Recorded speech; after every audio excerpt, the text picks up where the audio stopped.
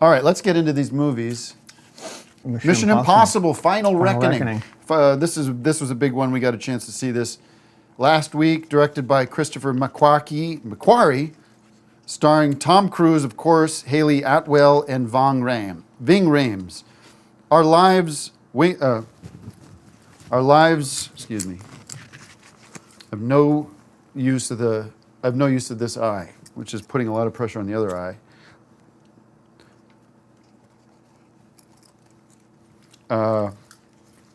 Our lives are the sum of our choices. Tom Cruise is Ethan Hunt in Mission Impossible: The Final Reckoning.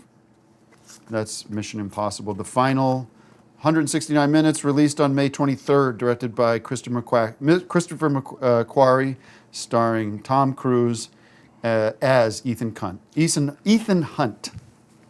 First of all, I don't believe it's going to be the final reckoning. I think it's going to be another reckoning. He said on record, I believe, that this is the final mission for District. How many times have we heard that before? I mean, how many times have you heard there'll never be a sequel to Ghostbusters, and then Ghostbusters 2 comes out and 5 other Ghostbusters movies? Also, there was another movie that they did that was a Mission Impossible. The Dead Reckoning Part 1. Dead Reckoning Part 1. That was the last movie. This is Mission Impossible: Final Reckoning. So where's Dead 2. Reckoning Part 2? There isn't. So obviously there's going to be another one. I think it's a good marketing gimmick, and I got to tip my hat to Hollywood for that, but there will be more. Also interesting about this one, every Mission Impossible movie since the first one has been slightly longer than the one before. And this one, you said 169 minutes. I have it as 170 minutes. But Rogue Nation, Mission Impossible Rogue Nation, that was the only one that didn't improve on the running time of the previous one, because it was actually 2 minutes shorter. This one is longer than the one before that, and so on and so forth. So that's kind of a cool thing. That's really the way it should be. And too often, I think filmmakers cut corners and make sequels shorter, and that's never a good thing. But with Tom Cruise, who's really Hollywood royalty at this point, they're not going to cut corners if Tom Cruise is involved. All right, well, this will then go down as the longest Mission Impossible movie, because it will be... And I have a Hollywood prediction, if we can do that on the show.